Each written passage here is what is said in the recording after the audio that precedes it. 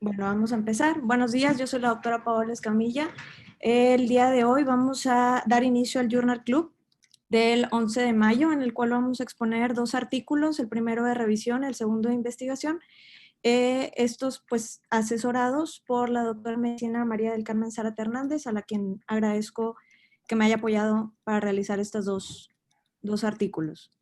El primer artículo es de revisión titulado Mecanismos inmunológicos en el asma. Este fue publicado en la revista Seminars in Immunology con un factor de impacto de 7.358, publicado en diciembre del 2019 y hasta el momento cuenta con 3 citaciones. El autor principal es el doctor Tedek Bompillat, médico adscrito del Departamento de Alergia e Inmunología Clínica del Hospital Phramongkut Klao en Tailandia, profesor del Instituto Suizo de Investigación en Alergia y Asma de la Universidad de Zúrich en Suiza. Cuenta con 36 publicaciones destacadas y hasta el momento más de 170 citaciones. Bueno, a manera de introducción, como sabemos, el asma es una enfermedad crónica de las vías respiratorias caracterizada por una limitación variable del flujo del aire secundaria al estrechamiento de las vías respiratorias, al engrosamiento de su pared y a un aumento en la mucosidad.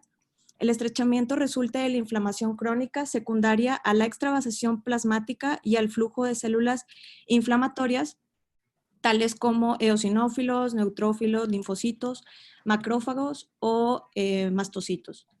La hiperreactividad bronquial es una característica fisiológica importante del asma, la cual es una respuesta exagerada de las vías aéreas a un estímulo inespecífico que produciría poco o ningún efecto en un paciente sano o una persona sana. Es importante tener en cuenta que aunque el asma a menudo se define como una obstrucción reversible de las vías respiratorias, puede evolucionar hacia un deterioro irreversible de la función pulmonar. Se considera que el aumento en la producción de moco en la luz de las vías respiratorias es una de las posibles causas de obstrucción persistente del flujo del aire. Sin embargo, existe otro mecanismo de obstrucción persistente del flujo, que es la remodelación de las vías respiratorias, en las cuales incluyen algunas patologías como las que menciono ahí abajo: hiperplasia de células caliciformes, depósito excesivo de colágeno subepitelial, disminución de la integridad epitelial y del cartílago, hiperplasia del músculo liso y aumento en la vascularidad. El asma se considera un diagnóstico que consta tanto de presentaciones clínicas variables, que son los fenotipos, y mecanismos fisiopatológicos distintos o endotipos. El asma alérgico es el fenotipo más común, que se caracteriza por tener un inicio temprano, la sensibilización a un alérgeno y estar mediado por respuesta TH2 relacionada con la inmunoglobulina E. La respuesta inmune tipo 2 implica un diverso grupo de células, desde células TH2, células B productoras de IgE, células linfoides innatas tipo 2, una pequeña fracción de células natural killer, productoras de interleucina 4, basófilos, eosinófilos, mastocitos, como vemos en las imágenes. Existe una relación compleja entre las citocinas tipo 2, que son la interleucina 4, 5, 9 y 13, que secretan principalmente las células inmunes tipo 2 y las alarminas, que son la interleucina 25, 33 y la linfopoyetina estromal tímica, las cuales son liberadas de las células de los tejidos. En esta imagen, a grandes rasgos, tenemos los compartimentos celulares y las vías que participan en los mecanismos inmunes del asma alérgico y no alérgico, como vemos del lado derecho e izquierdo. Las células epiteliales de las vías respiratorias contribuyen a la inflamación tipo 2 y a la no tipo 2, debido a la exposición alérgica o no alérgica. Por ejemplo, como viene en la imagen, la obesidad, los virus, el humo del cigarro o los contaminantes. Del lado izquierdo, las células epiteliales secretan interleucinas 25 y 33 y linfopoyetina estromal tímica como alarminas, junto con células dendríticas, macrófagos y células natural killer. Estas citocinas estimulan la respuesta tipo 2 a través de células TH2 activadas y de las células de las ILC2. Las TH2 y las células linfoides innatas tipo 2 secretan interleucina 5, que estimulan la inflamación mediada por eosinófilos.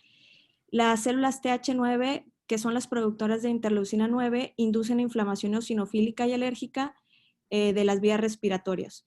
Por el otro lado, en el asma no alérgico o intrínseco, incluyen un subconjunto de pacientes con inflamación no TH2.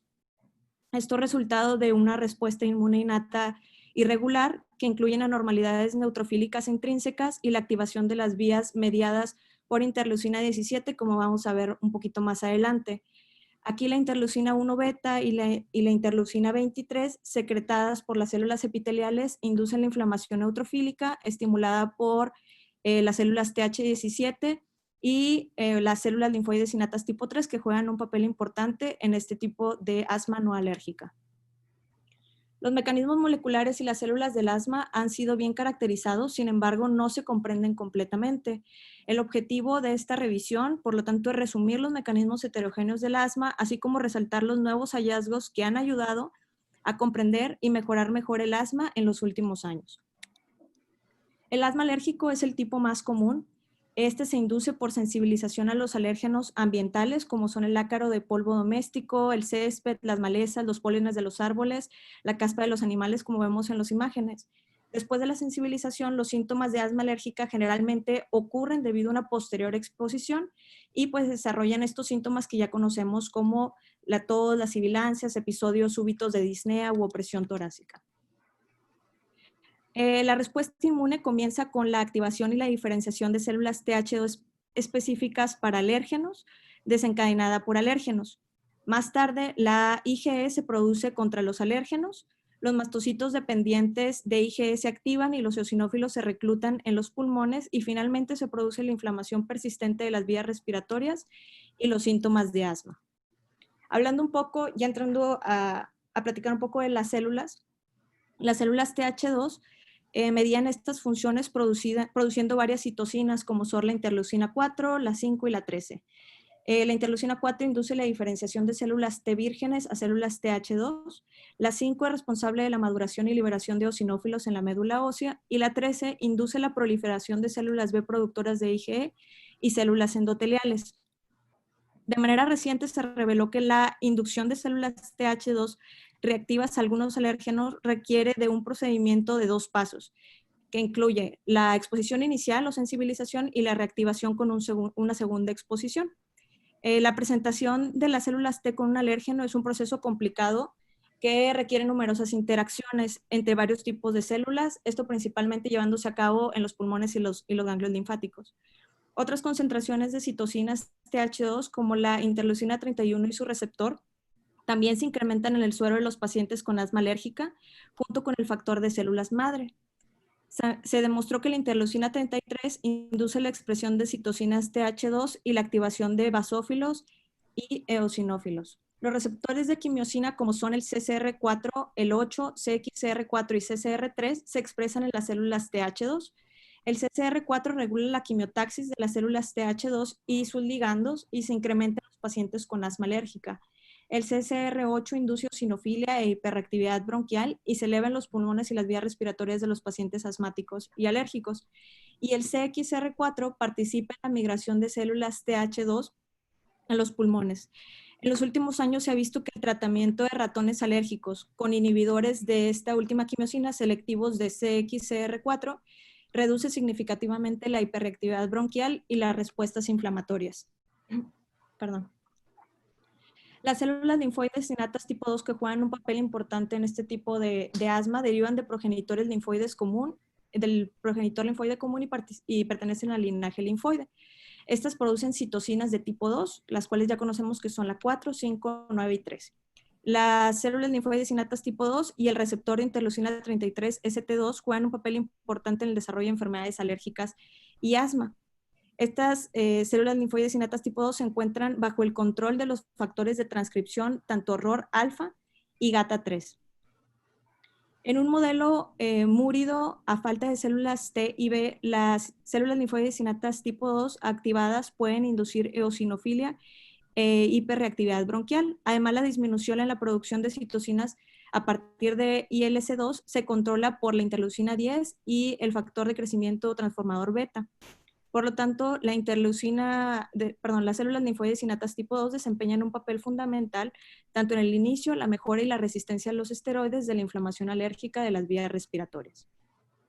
Ahora, hablando un poco de las células TH9, son importantes porque producen interleucina 9, las cuales participan o tienen algunas funciones importantes como inducir la inflamación eosinofílica, la hipersecreción de moco y la hiperreactividad de las vías respiratorias. Los pacientes con asma alérgica tienen mayores concentraciones de las células TH9 y por ende de la interleucina 9 en la circulación. Esta interleucina afecta la producción de interferón gamma y promueve sinérgicamente la secreción de IgE inducida por la interleucina 4. Aparte, la interleucina 9 juega un papel en el asma resistente de los esteroides. Sin embargo, no se ha encontrado que la administración de un anticuerpo monoclonal anti-interleucina 9 sea beneficioso para controlar los síntomas de asma y reducir las exacerbaciones. Hablando un poco de las células dendríticas, estas desempeñan un papel crucial en la capacidad de integrar las células tras la exposición a alérgenos y traducirlas directamente en respuestas de células T específicas para alérgenos. La regulación de la activación de células dendríticas es una respuesta inmune clave mediada por el contacto directo con el alérgeno. Hay dos tipos de linajes de las células dendríticas. Tenemos las convencionales y las plasmocitoides. Las células dendríticas del pulmón son una población celular heterogénea que comprenden dos tipos de células dendríticas convencionales, la tipo 1 y la tipo 2. La tipo 1 tiene menor capacidad para absorber alérgenos y están asociadas con funciones tolerogénicas.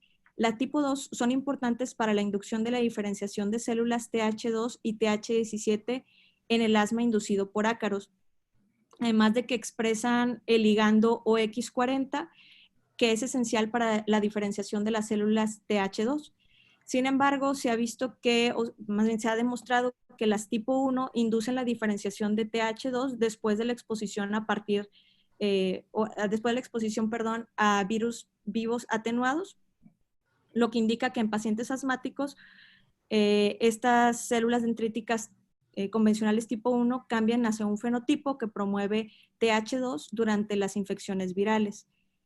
En las reacciones alérgicas, las células dendríticas presentan rápidamente los antígenos unidos a IgE, a las células cooperadoras específicas para antígeno, y las células dendríticas convencionales estimuladas por la linfoproyectina estromal-tímica producen interleucina 9 que conduce a la polarización de TH9 con la consiguiente inflamación de las vías respiratorias. Las células T natural killer representan un subconjunto de células T innatas importantes, las cuales tienen un rol importante en la interacción célula-célula y la modulación secuencial de las células dendríticas. Las células T natural killer invariables, que son un conjunto de células natural killer, modulan el equilibrio TH1 y TH2 mediante el acoplamiento de ligandos endógenos o exógenos al receptor 4 tipo TOL en estas células invariables. Las células natural killer invariables y las células T invariantes asociadas a la mucosa o MAI responden de manera rápida a los antígenos unidos a las moléculas tanto CD1D y MR1 respectivamente y ejercen funciones efectoras produciendo varias citocinas. El 60% de las células... A ver, permítanme tantito. Creo que hay un micrófono prendido. Okay. Una disculpa. El 60% de las células T, CD4, en el lavado bronquialveolar de pacientes asmáticos graves son este tipo de células invariantes natural killer. Su número aumenta significativamente en sangre periférica y en el esputo de los pacientes con asma grave. Y se cree que estas células, que son similares a TH2, podrían estar involucradas en la exacerbación de asma. Las células MAIT, por su parte, existen en los pulmones y contribuyen a la producción de citocinas TH2. La transmisión de señales a través del receptor TOL tipo 4 en las células inmunes innatas da como resultado la generación de citocinas tipo 1 y en consecuencia el desarrollo de la inmunidad de células TH1 y TH17. Se demostró que la presencia de moléculas del receptor TOL tipo 4 y MIT88 es necesaria para el desarrollo de la respuesta alérgica. Se ha visto que este receptor tipo 4 es esencial para la inducción de inflamación de las vías respiratorias por alérgenos derivados del hongo. Y por otro lado, el MIT88 es importante para la inducción de asma experimental inducida por el extracto de alternaria. Hablando un poco de los eosinófilos, estas son células efectoras del sistema inmune innato que su degranulación libera numerosas proteínas tóxicas, como son las que se enumeran ahí. Entre las más importantes tenemos la neurotoxina derivada de eosinófilos, la proteína catiónica de eosinófilos, la proteína básica principal, algunas citocinas y mediadores lipídicos como los leucotrienos. La eosinofilia, tanto sanguínea como tisular, es una característica importante de la inflamación alérgica y el asma. Estos eosinófilos tienen un papel en el remodelado de las vías respiratorias mediante la producción tanto de factor de crecimiento transformador beta y como leucotrienos. Inducen hiperreactividad bronquial por la producción de la proteína básica principal y se ha visto que los leucotrienos inducen la migración transendotelial de eosinófilos y la liberación de proteínas granulares específicas.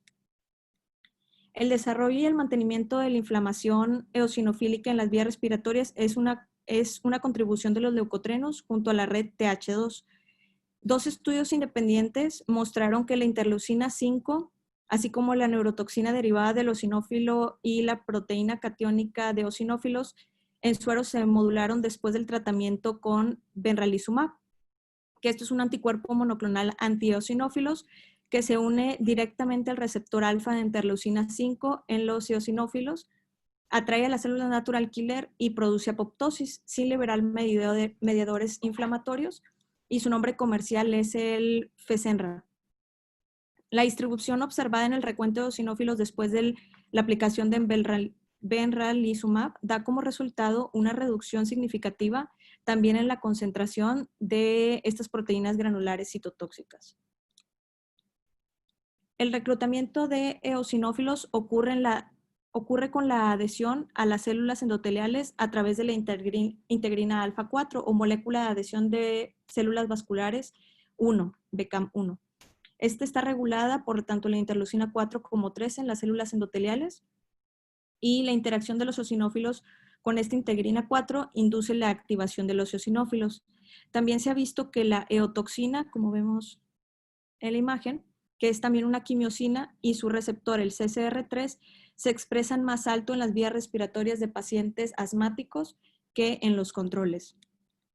Hablando un poco de los mastocitos o células cebadas, estas son esenciales en el desarrollo de asma y tienen efectos importantes sobre el músculo liso, la hipersecreción de mucosa y la remodelación de los tejidos, de manera particular en las vías respiratorias, al liberar proteasas como la tripsina, histamina y algunos otros factores de crecimiento. Los mastocitos expresan niveles más altos de receptor de interleucina 33, ST2, y se activan por la interleucina 33, con la posterior producción de citocinas TH2, de forma particular la interleucina 13, por medio de la cascada 5,12-lipoxigenasa. El número de mastocitos aumenta en el asma alérgico y no alérgico, pero se ha visto que la acumulación de mastocitos es más evidente para los asmáticos alérgicos. Estas células son las principales fuentes celulares de prostaglandinas. El número de mastocitos y la concentración de prostaglandinas aumentan en las vías aéreas de los pacientes con asma grave. Recientemente se ha destacado el papel de la molécula homóloga del receptor quimioatrayente o CRTH2 en la patogenia del asma, el cual es un receptor para prostaglandinas que se expresa en las células TH2. Se demostró que la expresión de esta molécula en las células T, tanto TH2 como las T citotóxicas o reguladoras, en las interleucinas, las células linfoides innatas y en los eosinófilos, es mayor en el asma alérgico eosinofílico que en el asma no alérgica y en los controles sanos. Además, se demostró que las células T reguladoras que son positivas para esta molécula tienen funciones supresoras defectuosas, y se encontró que la disminución del número de células T reguladoras positivas para el CRTH2 en pacientes con asma alérgico se correlaciona con un mejor control del asma. En cuanto a la inmunoglobulina E, esta es responsable de la fase temprana de la reacción alérgica y tiene un papel menor en la fase tardía. El papel biológico de la IgE es complejo y se involucra en la patogénesis de la inflamación alérgica crónica por medio de receptores específicos como son los de alta afinidad y los de baja afinidad o CD23. El receptor de alta afinidad se expresa en células cebadas, basófilos, células dendríticas, células epiteliales, eosinófilos, entre otros. La IgE facilita la presentación de antígeno por parte de las células dendríticas. Como ya conocemos, el alérgeno capturado por las células dendríticas se une a los receptores de alta afinidad y luego se presenta a las células TH2 de memoria. La IgE tiene un efecto directo sobre las funciones de los eosinófilos mediante la activación, la liberación de eosinófilo peroxidasa, aumento de la expresión de las integrinas y la liberación del TNF-alfa.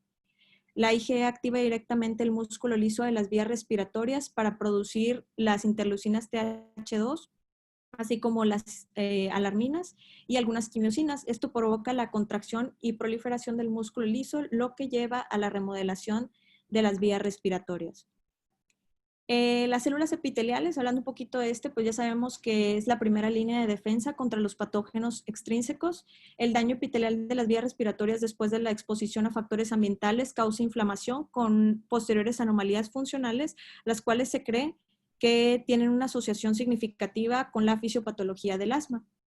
Las funciones de la barrera del epitelio pulmonar son proporcionadas principalmente por las uniones estrechas o tight junctions, por sus siglas en inglés, son complejos de proteínas heteroméricas que forman la interfaz de sellado entre las células epiteliales adyacentes. Cuando se daña la barrera epitelial, se liberan citocinas epiteliales como son la linfopoietina estromaltímica, las interleucina 25 y la 33, las alarminas que ya habíamos comentado. La interleucina 25 y 33 activan a las células linfoides innatas tipo 2 directamente para producir citocinas TH2. Las infecciones virales como el rinovirus también se han visto que pueden inducir la producción de interleucina 33 y promueven el patrón inflamatorio TH2.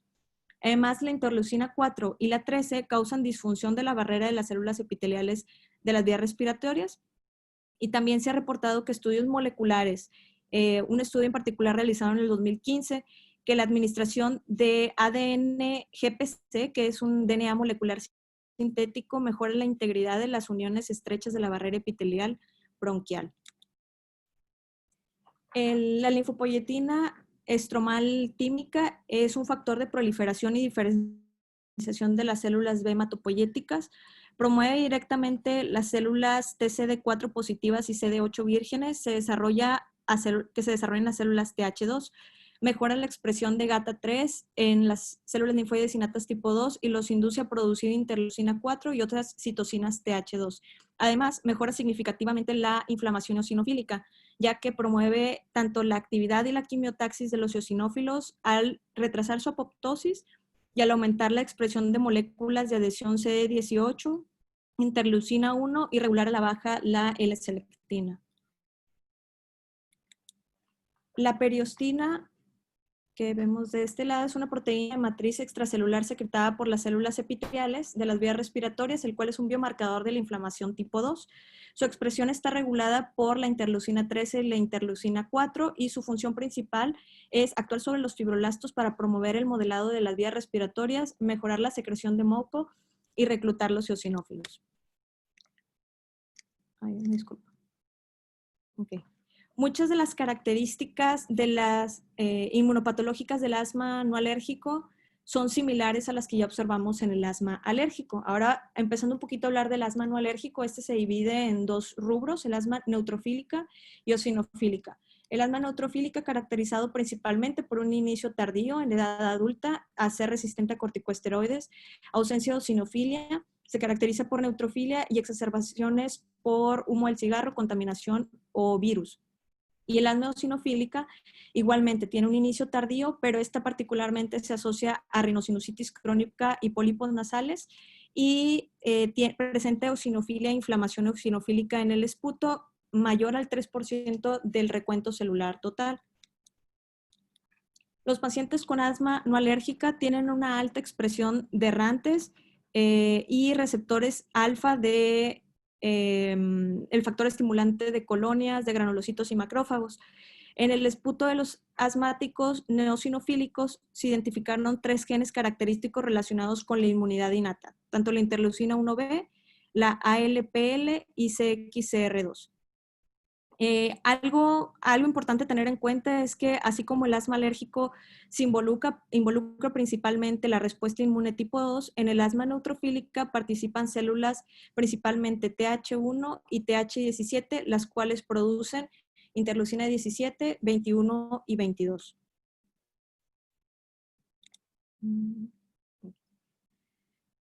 Eh, Además, se ha visto que los niveles de citocinas relacionadas con interleucina 17 aumentan, se asocian, perdón, a la inflamación neutrofílica y a hiperreactividad bronquial. Son responsables del reclutamiento de neutrófilos en los pulmones y se han relacionado tanto con la gravedad de asma, la resistencia a los esteroides, así como a ser propensos a exacerbaciones.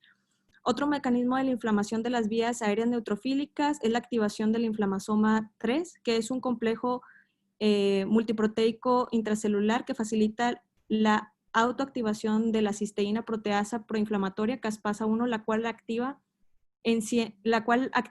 enciende el prointerleucina 1B y prointerleucina 18 en sus formas maduras. El inflamasoma es activado por los DAMPs que se generan en el daño epitelial causado por el estrés oxidativo secundario a factores como la contaminación o el humo del cigarro.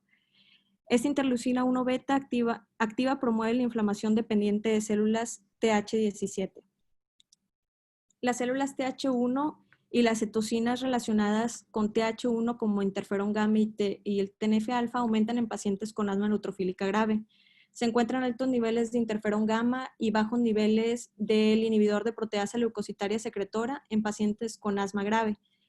Los altos niveles de interferón gamma en las vías respiratorias promueven hiperreactividad bronquial a través de la supresión del SLPI.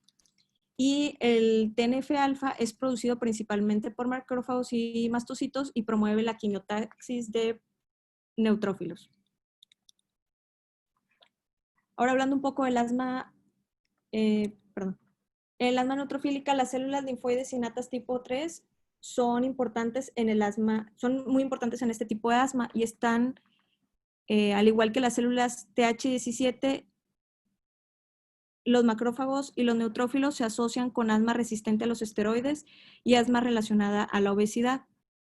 La interleucina 16, que se secreta por las células endoteliales, los fibroblastos y las células epiteliales, sus niveles se ven afectados por infecciones virales, la obesidad y aumentan en el asma no alérgico. Su aumento sérico se correlaciona con la función pulmonar deteriorada en pacientes asmáticos obesos. El asma eosinofílica no alérgica, como ya comentamos, dentro de sus características principales es su inicio tardío y su asociación a rinosinusitis crónica y pólipos nasales. En este fenotipo, a pesar de las dosis altas de corticosteroides inhalados y sistémicos, persiste la eosinofilia pulmonar y sanguínea. Las células linfoides innatas tipo 2 juegan un papel vital en el asma eosinofílica no alérgica. Estas células pueden producir grandes cantidades de interleucina 5, lo que explica la inflamación eosinofílica grave en ausencia de una respuesta alérgica clásica mediada por TH2. La lipoxina A4 es un ligando de resolución natural para los receptores ALX y FPR2, aumenta la apoptosis de eosinófilos mediados por células natural killer y disminuye las células linfoides innatas tipo 2 secretoras de interleucina 3. Por medio de esta lipoxina se disminuye la inflamación eosinofílica. En el asma grave, las concentraciones de lipoxina A4 disminuyen y esto explica la eosinofilia y la inflamación crónica de las vías respiratorias que caracteriza la enfermedad. En conclusión, el asma es una enfermedad heterogénea que comprende aspectos fenotípicos distintos de poblaciones de pacientes. La disponibilidad actual de agentes bioterapéuticos ha proporcionado un tratamiento individualizado para pacientes que no responden a la terapia convencional para el asma. Nuevos medicamentos en desarrollo, como son el receptor anti-CRTH2 o el anti-linfopoyetina estromaltímica, así como algunas actuales que se dirigen a los mediadores alérgicos, como la IgE, la interleucina 5 que comentamos, se han estudiado para la administración en diferentes fenotipos de asma. El conocimiento del proceso molecular involucrado en la patogénesis de la enfermedad se investigará más a fondo para ofrecer nuevas opciones terapéuticas para pacientes asmáticos. En cuanto a conclusiones personales, el asma, como ya sabemos, es una enfermedad crónica de las vías respiratorias que afecta a más de 300 millones de personas a nivel mundial. La patogénesis del asma exhibe una marcada heterogeneidad con múltiples fenotipos y endotipos que definen su mecanismo molecular. Con la evaluación de nuevas terapias biológicas, los pacientes que no responden a la terapia convencional para asma requieren medicamentos biológicos novedosos para controlar sus síntomas. Es cada vez más importante para los médicos comprender la inmunopatología del asma y caracterizar sus fenotipos. El conocimiento de los mecanismos inmunológicos y moleculares involucrados en la patogénesis del asma es indispensable para el desarrollo de nuevas opciones terapéuticas. Bien, ese fue el primer artículo de revisión. El segundo artículo, el que vamos a platicar, se titula El tratamiento del primer año predice el pronóstico del asma, más de 25 años. Este es un estudio prospectivo publicado en la revista Allergy en mayo del 2019. Está con un factor de impacto de 6.771 y hasta el momento cuenta con una citación. El autor principal es la doctora Ritva Kaupinen, profesora del Departamento de Neumología del Hospital Central de Karelia Sur, en Finlandia, la cual cuenta con 6 publicaciones destacadas y más de 180 citaciones.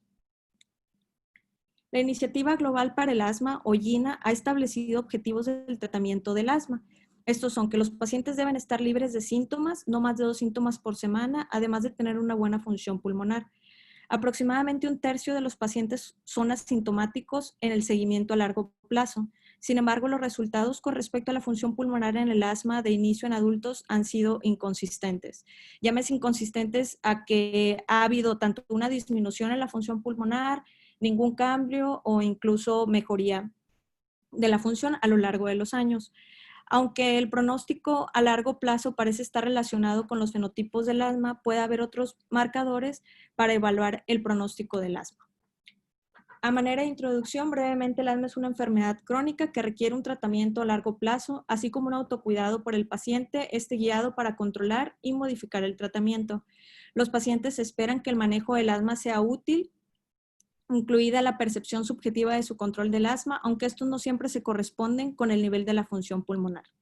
El objetivo de este estudio de seguimiento de 25 años de asma de inicio en la edad adulta fueron estos dos: determinar los resultados del tratamiento a largo plazo e investigar si el volumen expiratorio forzado en el primer segundo al final del primer año de tratamiento predice el pronóstico a largo plazo.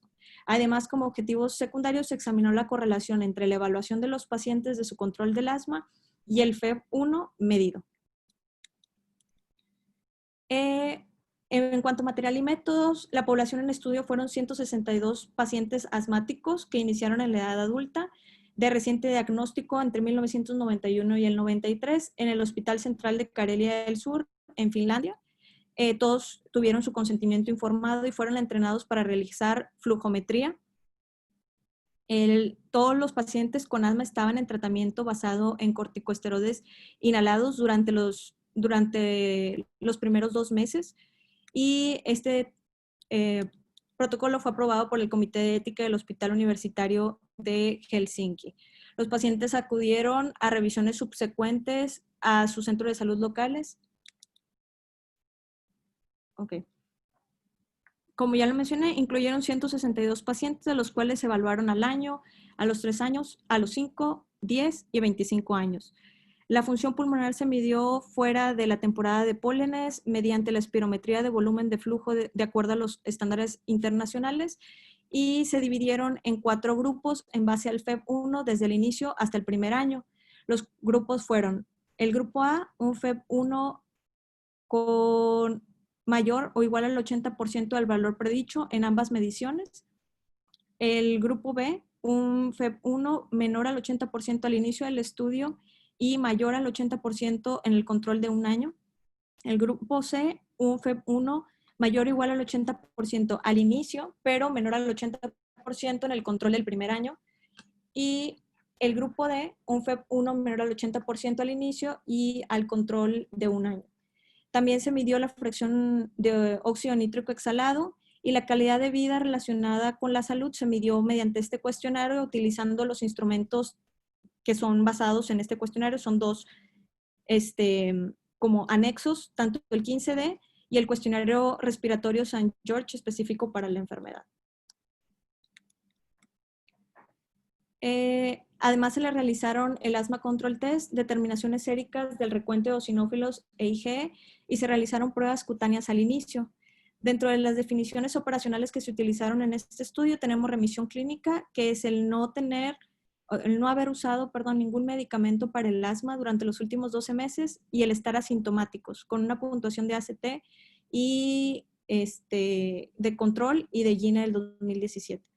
Y la función pulmonar normal es tener un FEV1 mayor al 80%, con una relación FEV1 y capacidad vital forzada mayor a 0.7 o un FeNO menor a 20 partículas por billón.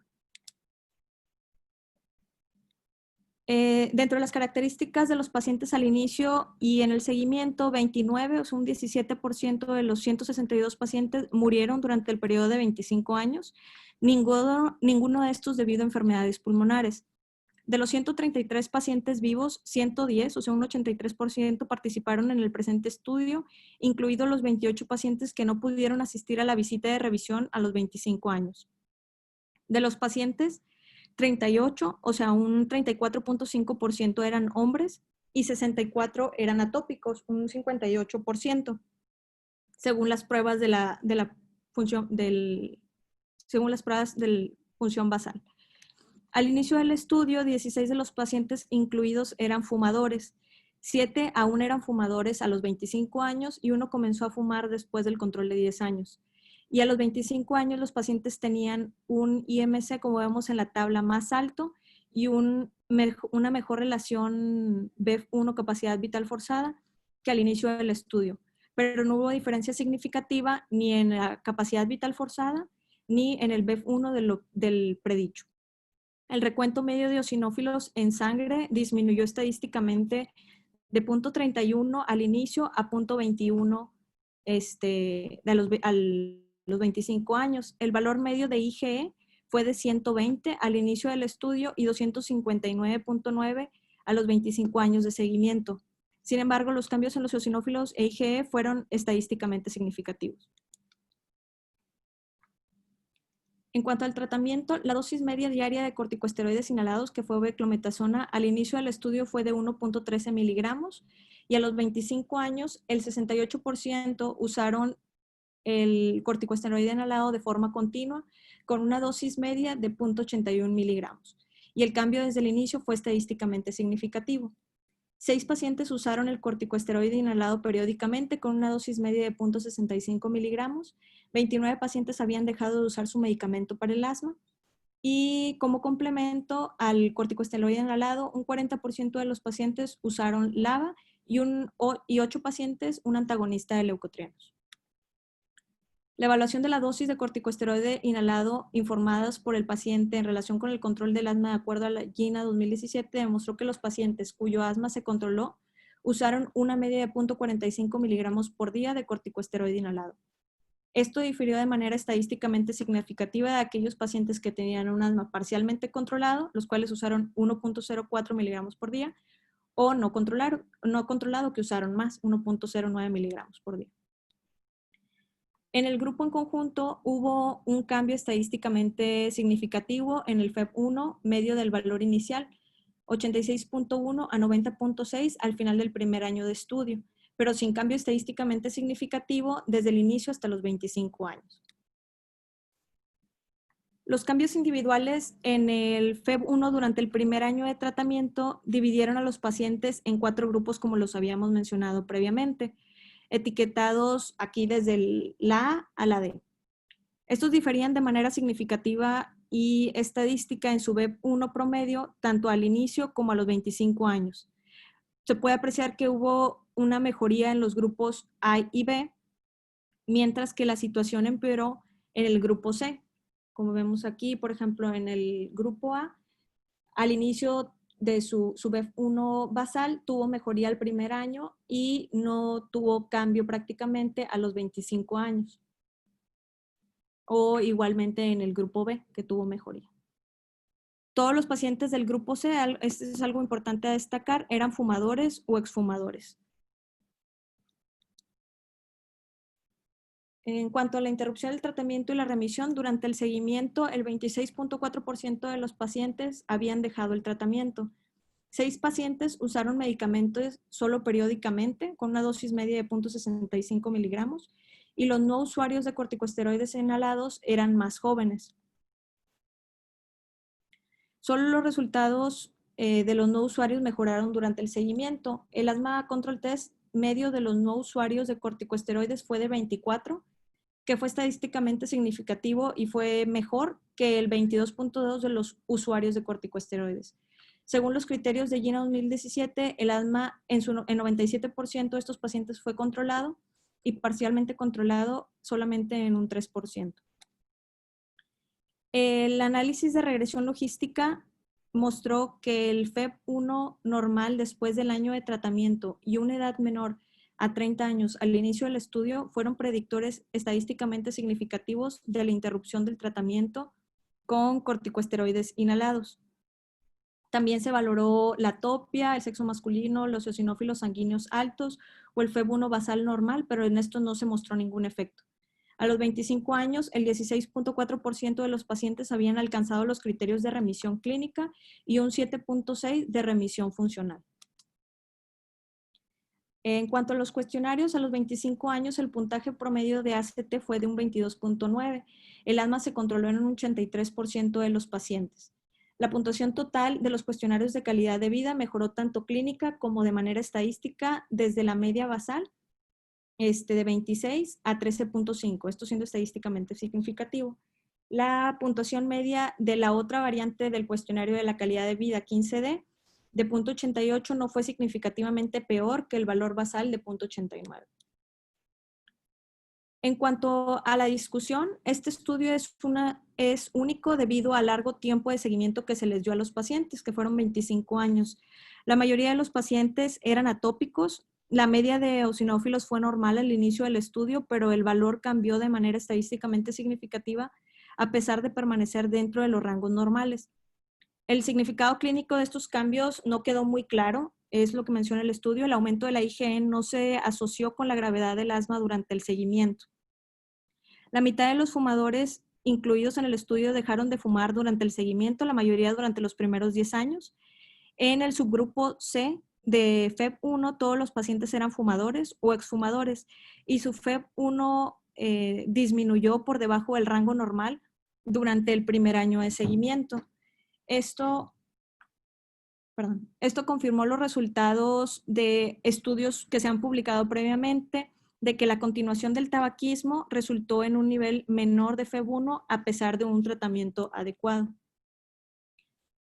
El resultado principal en cuanto a los cambios de FEV1 del predicho es que el nivel medio de la función pulmonar no disminuyó durante 25 años de seguimiento. Este hallazgo corrobora con estudios publicados previamente, aunque también existen resultados opuestos. En un estudio realizado por Shimoda y colaboradores, los valores de FEV1 mejoraron durante el primer año de tratamiento, pero disminuyeron más adelante. Además, hubo 2 grupos de FEV1, el C y el D, en los que el FEV1 de los pacientes no mejoró. A pesar de esto, algunos de ellos evaluaron subjetivamente que su asma estaba bajo control, tanto mediante el ACT como con el cuestionario de la calidad de vida. En este estudio, al igual que en otro estudio realizado por Melonisi y colaboradores, demostraron las limitaciones del asma control test, que arrojó resultados diferentes para el nivel de control de asma en términos de síntomas. La función pulmonar no se correlaciona con los puntajes del ACT. Es por eso que se necesita información sobre la forma en que el nivel de FEV1 afecta la capacidad de los pacientes para lograr el control de mantenimiento y su percepción de los síntomas. Un hallazgo importante en el estudio fue que el cambio en el FEV1 durante el primer año de tratamiento predijo una función pulmonar posterior.